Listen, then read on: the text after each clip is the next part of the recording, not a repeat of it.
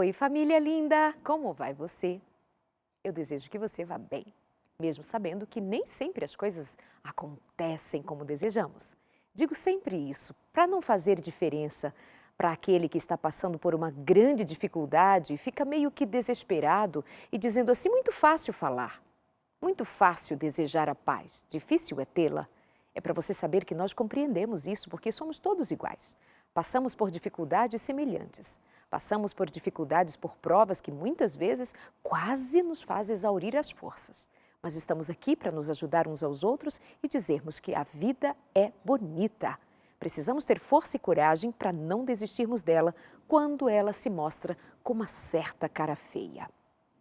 Tem gente com muita angústia e não está dando conta dessa angústia. Tem gente desejando a morte. Você tem ouvido falar de suicídio? Tem ouvido falar de tantas pessoas que têm cometido tentativas de suicídio? Muita gente em sofrimento, em angústia. E a gente precisa falar sobre isso. A gente precisa quebrar o silêncio. E precisa dar uma olhada em torno deste tema. Nós precisamos dar uma olhada no que está acontecendo em torno de nós que muitas vezes nos tem empurrado para um lugar de morte, em vez de lugar de vida. Hoje nós queremos falar sobre esse assunto mais pela ótica jurídica. Sabia que tem a ver o direito, a justiça e o suicídio? O que diz a lei? O que nós temos que considerar para tratarmos deste tema, também ligado às questões emocionais, ligado às questões psicológicas, à depressão, às doenças emocionais que empurram uma pessoa para esta desesperança. Mas o que mais? Vamos investigar um pouco melhor? A nossa convidada de hoje é especialista em direitos humanos. Ela é especialista e vem conversar com a gente, doutora Damares Moura. Um prazer recebê-la aqui outra vez, mesmo que para falar de um tema tão denso. Seja bem-vinda. Muito obrigada. É sempre um privilégio, Darley, estar com você aqui no seu programa. Muito obrigada. Obrigada. Doutora Damares, qual é a sua ótica, qual é o ângulo que a sua visão traz sobre esse tema para nós? O que precisamos considerar de antemão? Eu queria só dizer que os desafios do mundo contemporâneo nos coloca diante de novas atitudes, diante de problemas que são tão antigos, não é? Então, se nós considerarmos, por exemplo, Darley, o que se pensava lá na década de 80, não é? Havia estudos, inclusive vindos dos Estados Unidos da América, de que suicídio deveria ser um assunto sobre o qual nós não deveríamos falar. Não é? Porque falar sobre suicídio poderia ser uma motivação para imitar. Não é? Então, havia uma preocupação com a imitação, suicídio por imitação. Não é? Suicídio por contágio, um passando para o outro. Não é? Atualmente, quer dizer, 30 anos depois, um pouco mais de 30 anos, não é? A Organização Mundial de Saúde diz exatamente o contrário. Hoje nós precisamos falar sobre suicídio. Não é? Naturalmente que essas abordagens, elas precisam ser adequadas. Claro. Não é o que se fala sobre o suicídio, mas é como se fala. Não é? Há protocolos, eu vou falar daqui a pouquinho, que há protocolos da própria Organização Mundial de Saúde, não é? Manuais orientando como se falar sobre suicídio. Como dar publicidade a um suicídio ocorrido na comunidade que você vive. Não é? Então, não é deixar de falar, como propunham os estudiosos lá na década de 80, porque a informação, no caso do suicídio, ela pode ser imprescindível para alguém não se suicidar. Não é? Então, é preciso falar. Agora, como falar do suicídio talvez faça toda a diferença. E nesse sentido, Darley, esse é um problema hoje considerado como um problema de saúde pública no mundo inteiro, não é? Tanto que, a partir de 2015, e na verdade alguns pensam que foi um programa do governo brasileiro, o Setembro Amarelo, não é? Nós falamos do Setembro Amarelo e tanta publicidade é dada ao Setembro Amarelo. Não é um programa de governo. Foram iniciativas de pelo menos 3 entidades brasileiras que movimentaram a criação deste mês. Por quê? Porque no dia 10 de setembro é o Dia Internacional de Conscientização ou de Combate ao Suicídio. Não é? Então, o CVV, Darleide, eu quero falar daqui a pouquinho do CVV, é um centro de valorização da vida. Né? É um trabalho que eu considero extraordinário, porque é uma organização sem fins lucrativos, que já existe há 56 anos no Brasil. Foi criada em 1962, que juntou-se ao Conselho Federal de Medicina, também à nossa entidade nacional de psiquiatria, e movimentaram em 2015 a criação do Setembro Amarelo. E, claro, o governo federal aderiu, não é, para que seja dada publicidade a este mês em que ações devem ser desenvolvidas de prevenção. O que se fala hoje em suicídio é prevenir suicídio. E prevenir suicídio não é ficar em silêncio, não é deixar de falar sobre ele, mas é falar e dar a informação adequada que vai evitar. Só mais um número que eu acho super importante. E nós vamos nos indagar aqui hoje no programa. Onde está o erro? A Organização Mundial de Saúde diz que 90% dos suicídios ocorridos poderiam ter sido evitados. Onde está o problema?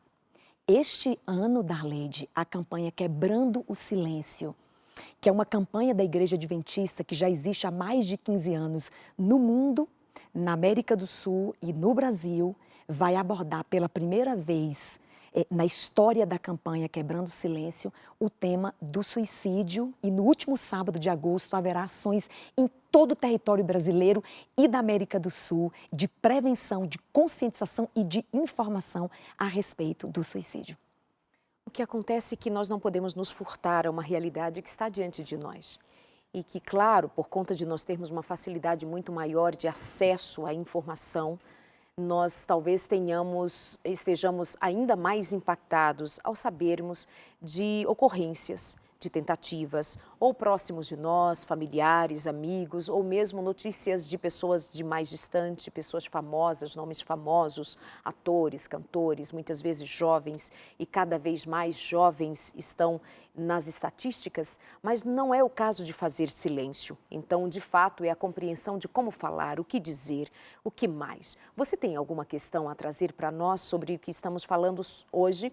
Você tem alguma questão que te incomoda, alguma coisa que traz a você um sentimento de angústia e você queira compartilhar com a gente? Fique à vontade, isso não precisa ser feito ou não deve ser feito de maneira aberta, mas você pode nos mandar mensagens, inbox ou mandar mesmo um e-mail aqui para o nosso programa. Nós temos uma equipe que pode te atender, que pode te ouvir. Nós temos pessoas que estão aqui prontas para ouvir você também. Claro que numa dimensão um tanto menor do que se faz, por exemplo, em serviços especializados como o CVV, mas nós temos esse trabalho aqui o tempo inteiro. Quando você nos manda um e-mail, quando você nos manda uma questão, uma dúvida, quando abre o seu coração, nós queremos ser essa ponte de esperança, especialmente entre você e a esperança que temos em Deus, de que Ele pode refazer as nossas forças, refazer as nossas energias, nos colocar em lugar de esperança. Então compartilha com a gente. Nós estamos nas redes sociais, nós estamos no Facebook, nós estamos no YouTube, nós estamos no Instagram. Nós queremos ficar mais perto de você sempre. Doutora, o que dizer sobre, então, a forma correta, a forma ideal de falar desse tema? Então, no ano 2000, a Organização Mundial de Saúde, eu queria só fazer um reforço, Darleide. Fique à vontade. Os dados que eu trago aqui, as 2 fontes que eu utilizo, porque sobre suicídio é importantíssimo averiguar as fontes. Não se deve tornar este tema um tema objeto de sensacionalismo, objeto de estatísticas comparativas deste ou daquele país. Os dados que eu trago são da Organização Mundial de Saúde e do Ministério da Saúde do Brasil. Então, quando eu mencionar dados brasileiros, a fonte é o Ministério da Saúde. Okay. E quando eu mencionar dados internacionais, a fonte é a Organização Mundial de Saúde. Okay. Tá? Então, a Organização Mundial de Saúde, no ano 2000, publicou um protocolo que seria um documento da OMS, um manual de como tratar a publicização do suicídio. Porque foi estudado que após se noticiar um caso de suicídio, especialmente envolvendo uma celebridade, havia um crescimento do número de suicídios naquele lugar. Então, foi se identificando que a forma como você publiciza pode instigar e pode induzir outras pessoas a se suicidarem. Então, na verdade, aqui é uma informação de que existe um protocolo e uma recomendação. Por exemplo, nunca publicizar um suicídio, até mesmo quando você está contando isto num ambiente de trabalho, num ambiente social, você dando publicidade. Nunca tratar aquilo, por exemplo, como um ato de heroísmo. Não é? É romantizar o suicídio, não é? Outra coisa importantíssima, por exemplo, é você dizer que o suicídio aconteceu, a maneira como ele aconteceu. Explicar o método de suicídio. Mencionar lugares onde se comete suicídio. Não é? Essas informações, elas não ajudam a comunidade. Pelo contrário, a OMS diz, quando você publicizar um suicídio, diga a consequência daquilo para os que ficam, o luto, as consequências físicas e emocionais de quem sobrevive a um suicídio. Como é que ele vai viver no pós-suicídio? Sempre trazer, não é, para quem está assistindo, as consequências, a dor de quem fica, não é, que não há nenhum tipo de heroísmo e ninguém é mártir porque se suicidou. Não romantizar isto, porque há pessoas que estão fragilizadas emocionalmente quando assistem uma notícia dessa e pensam, nossa, mas a celebridade fez desta e desta maneira e foi, de certa forma, aclamada, não é, publicamente, então isso pode ser um bom caminho. Trazer sempre na publicidade a dor, as consequências, não é, de um pós-suicídio para os que ficam e para os que sobrevivem. Isto a OMS considera uma das formas de contenção e de prevenção ao suicídio. Então, aquela ideia que havia na década de 80 para não fazer publicidade alguma sobre um suicídio, ela ainda de certa forma prevalece no sentido de uma publicidade dada de maneira irresponsável, apenas como contar por contar, falar por falar, traz sim prejuízos, fato. O que entendeu-se é que não dava para silenciar, mas dava para fazer do jeito, de uma maneira que possa ser preventiva e não estimulativa. Seria essa a questão. Exatamente. Então, tudo que se diz sobre o suicídio, agora, não deixar de falar também sobre os sinais de alerta. Isso é importantíssimo, embora você não vá glamourizar o suicídio ocorrido, mas é preciso também falar, porque alguém que está predisposto a fazer, ele precisa também conhecer de forma informativa quais são os sinais. Que sintomas são esses, que ele identifique nele próprio, que ele está vivenciando sintomas que podem levar ao suicídio. Então, falar dos sintomas é fundamental, os sinais de alerta é fundamental, mas jamais glamourizar o ato do suicídio. Quais são os sinais de alertas? Por exemplo, Darleide, se a gente quisesse resumir os sinais de alerta, é mudanças súbitas ou abruptas de comportamento. Eu quero trazer alguns dados aqui que são os que mais me preocupam. Eu faço parte de um grupo de proteção à infância. É um grupo de especialistas, a gente tem ali juízes, promotores, psicólogos, advogados, teólogos, um grupo de proteção à infância. De 2002 a 2012, não é, o Ministério da Saúde noticia que houve um aumento de 40% de suicídios entre crianças de 10 a 14 anos. Então, é um número alarmante e assustador, não é? E há uma causa, Darleide, bastante importante que a gente tem que considerar aqui hoje, que são as novas tecnologias. Então, quando no passado se falava em suicídio, as pessoas estavam super concentradas em doenças de origem emocional. Não é? Se falava em depressão e outras doenças mentais. Hoje, já é apontado como causa de suicídio, especialmente na população infantil e adolescente, as novas tecnologias. Porque as novas tecnologias, elas trazem ou levam o indivíduo para o isolamento. O isolamento desumaniza. Olha que coisa interessante. Como eu sou uma humanista de formação e eu luto todo o tempo para humanizar pessoas, não é? Você tem, disputando com esta luta, você tem a tecnologia que isola e, portanto, desumaniza.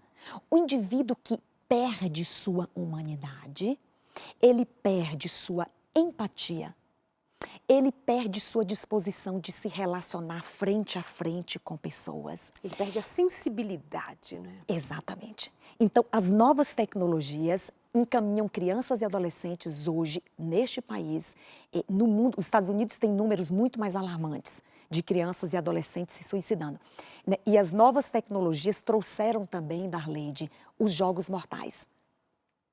Não é? Então, a partir de 2015, talvez, não sei precisar, não é? Nós fomos atingidos no Brasil e há números que indicam crianças ou adolescentes que tiraram a sua vida porque participaram de jogos mortais, que foram trazidos pelas novas tecnologias. Talvez o mais famoso deles seja a Baleia Azul, né, que foi um jogo mortal que atingiu grande parte do mundo e a nós também. Né? Então, levar o indivíduo para um lugar de isolamento, de solidão, ele inclusive passa a viver sozinho, mesmo que ele esteja na multidão, ele aprende a se isolar, ele aprende. O CVV, Darleide, que é esse centro de valorização da vida, há relatos tão impressionantes dos atendentes que dizem o seguinte, que há jovens que ligam para o CVV, a gente vai dar o número aqui no final, e o atendente está ouvindo por trás daquela voz que ele está numa balada. Ele está cercado de pessoas. Ele está num meio que ele deveria estar se relacionando, que ele deveria estar feliz, e ele está sozinho, se queixando de solidão. Né? Portanto, aí eu quero inserir aqui o direito um pouquinho nessa questão das novas tecnologias. Existem 9 projetos de lei que estão tramitando hoje no Congresso Nacional Brasileiro, todos do ano de 2017, quando a gente teve ali o final do boom dos jogos mortais, não é? Em que parlamentares se comprometem com a alteração da legislação que regula a internet no Brasil, que se chama Marco Civil da Internet. Né? Alterando essa legislação para, de certa forma, obrigar os provedores a retirar conteúdos que são apologéticos, fazem apologia, convidam, instigam, induzem, promovem o suicídio. Então, hoje, o parlamento, as legislações brasileiras estão preocupadas em também tratar o suicídio do ponto de vista legislativo para controlar, não é, essa onda de novas tecnologias que, estatisticamente, fazem parte hoje do induzimento ao suicídio. Então, por exemplo, há um projeto de lei que diz o seguinte, o Marco Civil da Internet, hoje, para você retirar um conteúdo considerado inadequado, como, por exemplo, instigar o suicídio, um jogo mortal, você tem que entrar com uma ação judicial, um juiz tem que decretar que seja retirado o conteúdo, só que aí, quando isso acontece, não tem mais razão de ser, muitas pessoas já foram atingidas. Então, a necessidade hoje é que qualquer indivíduo, qualquer um de nós que ligue para um provedor e que denuncie que há um conteúdo sendo veiculado por aquele provedor que pode levar, por exemplo, à morte de criança e adolescente por suicídio, ele deverá imediatamente fazer a exclusão daquele conteúdo. Então, Damares, o que você está dizendo é que há, sim, conteúdos que implicam num reforço de uma ideia suicida. Sim. Existe, programas, existem jogos, filmes inclusive voltados para crianças, para adolescentes, trazendo esse conteúdo. Sim. Inclusive, vi parte de um conteúdo que dá inclusive explicações, os caminhos, como fazer, como proceder. Pasmem, produto feito para crianças. E é extremamente delicado, já que muitas vezes as crianças estão sozinhas, os adolescentes estão sozinhos, administrando todo um conteúdo que vem da rede mundial sem filtro. Então, a necessidade da presença dos pais, do diálogo, da conversa, porque realmente há uma força muito intensa de fora para dentro e muitas vezes as famílias não estão preparadas, nós pais não estamos preparados e atentos a esse tipo de situação. Então, é extremamente interessante você trazer esse ponto de vista, mais do que falarmos da depressão, que leva a pensamentos suicidas, a desejos suicidas e a prática dele, e enfim, outras tantas doenças que possam acometer alguém que mentalmente fica fragilizado e uma angústia tão grande que o desejo de morte, na verdade, seria um desejo para que essa angústia desaparecesse e tomam este caminho. Mas agora nós estamos olhando por um outro lado, tendo uma outra visão, que há digamos, uma política que pode facilitar o encaminhamento de crianças e adolescentes para esse lugar de desejo de morte, porque é um tempo da vida em que mais se espera viver do que morrer, claramente isso, né? Mas esse quadro vira dessa maneira. Estamos conversando com a doutora Damaris Moura,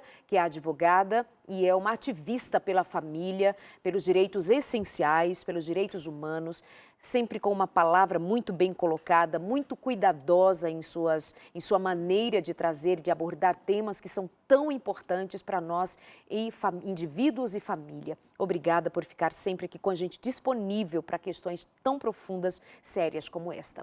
Agradeço você também pela companhia, quer falar com a gente? Tem questionamentos, tem perguntas a fazer para a doutora Damaris, pode fazê-lo, nós encaminhamos até ela para que então possa haver um esclarecimento melhor a respeito de temas um tanto quanto mais difíceis. Te devolvo a palavra e o que mais é necessário a nós termos conhecimento a respeito do tema. Eu vou trazer agora uma questão bastante sensível e que há muita dúvida a respeito disso. A lei, ela criminaliza quem comete o suicídio? A gente que pesquisa o tema, não é? Há delegados de polícia estudando este tema, especialistas em ciências criminais, e há muita dúvida. Eu sou criminalizado porque tentei o suicídio? É claro que o suicídio consumado não há nenhuma penalidade, mas e a tentativa de suicídio? É crime no Brasil? Tem muito. E quem está em torno da pessoa que suicida pode, de alguma forma, ser responsabilizado penalmente? Então, eu vou trazer aqui um pouquinho dessa legislação. Não é?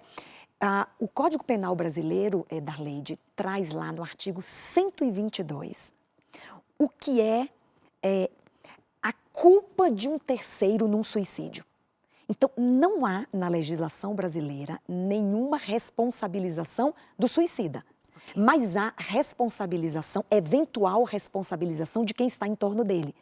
Não é? Então, o Código Penal, no artigo 122, diz o seguinte: induzir, instigar e prestar auxílio a alguém que tentou um suicídio é crime e as penas não são brandas.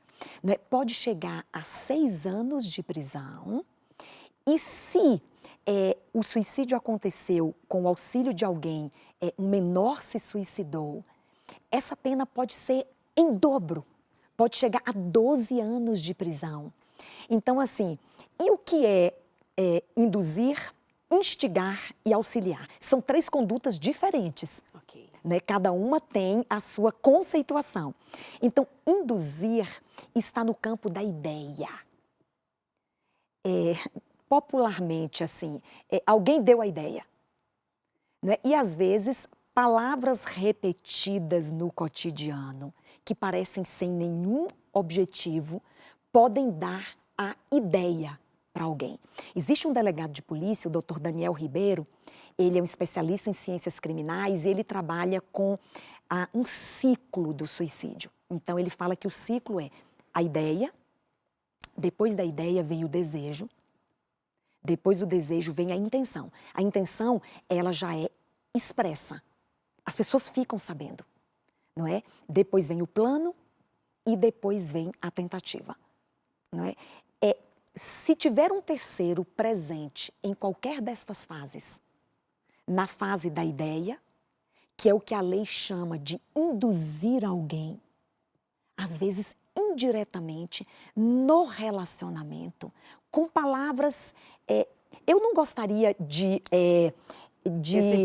exemplificar, até para eu acompanhar um protocolo da OMS. Claro. Né? Mas no plano da ideia, quem induz alguém e planta essa ideia em alguém poderá ser responsabilizado penalmente. Tá? Então, falamos do induzimento e falamos da instigação. A instigação é uma coisa ainda mais manifesta por parte de um terceiro. É entusiasmar, não é? E o auxílio é propriamente fornecer meios. E aí me perguntam também assim, e aí é uma coisa que alguns juristas podem me contestar, mas há estudiosos que dizem, quem tentou o suicídio?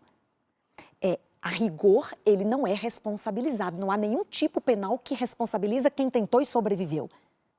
Por outro lado, mesmo quem tenta, se ele causou a terceiros algum tipo de dano, se ele causou dano ao patrimônio de terceiros, ele poderá ser responsabilizado. Não pela tentativa do suicídio, mas pelos danos que ele ocasionou a terceiros. É uma coisa interessante, eu vou dar um exemplo. O Código Penal, no artigo 160, fala, por exemplo, de obstaculizar ou criar embaraço numa linha de trem. Se isso é feito intencionalmente, quem fez pode ser responsabilizado. Okay. Eu estou querendo dizer o seguinte, que quem tentou, se causou danos a terceiros ou a patrimônio público ou privado, poderá eventualmente ser responsabilizado pelo dano que causou. E aí, Darleide, mais outra pergunta. Quando alguém se suicida, o que acontece na esfera penal? Ótimo. Então, nós vamos fazer essa pausa para o intervalo e voltamos para te ouvir e saber melhor sobre estas questões. É rapidinho o nosso intervalo, essa conversa é séria, pontual, diz respeito a todos nós. Isso pode acontecer ou está acontecendo à nossa volta e nós precisamos saber como lidar, como falar sobre, quais são os indicativos de que alguém pode estar nesse processo, nesse ciclo.